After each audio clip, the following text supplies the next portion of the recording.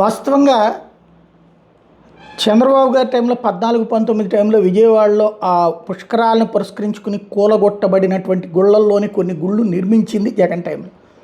అట్లాగే రాష్ట్ర వ్యాప్తంగా శ్రీవాణి ట్రస్ట్ ద్వారా శ్రీవారి ఆలయానికి సంబంధించి బ్రేక్ దర్శనం 10,000 పెట్టి దాంతో వచ్చిన డబ్బుల ద్వారా వందలాది ఆలయాలు నిర్మించి జగన్ హయాంలో. అదే సందర్భంలో కొండ మీదన కొన్ని మార్పులు తీసుకొచ్చింది జగన్ హయాంలోనే. కాకపోతే అతన్ని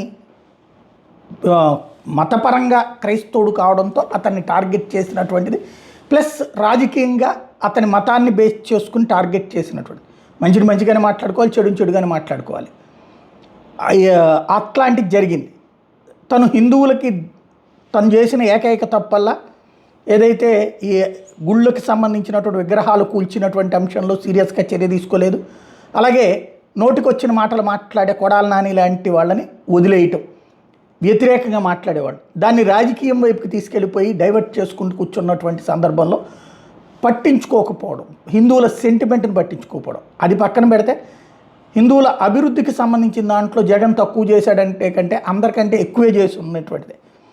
అది ఒక ఎత్తు అయితే, ఇప్పుడు అది చెప్పుకునేటటువంటి కార్యక్రమం ఇంతవరకు పక్కన పెట్టినటువంటి వైసీపీ వాళ్ళ శ్రీరామనవమిని పురస్కరించుకుని జరిగినటువంటి వాళ్ళకి సంబంధించినటువంటి అన్నీ కూడా ఏం జరిగినాయి, ఎట్లా జరిగినాయి, అప్పట్లో టెంపుల్స్కి సంబంధించి ఏం చేసుకొచ్చాడు అన్నటువంటి పాయింట్ని ఇప్పుడు హైలైట్ చేసుకుంటూ వస్తుంది.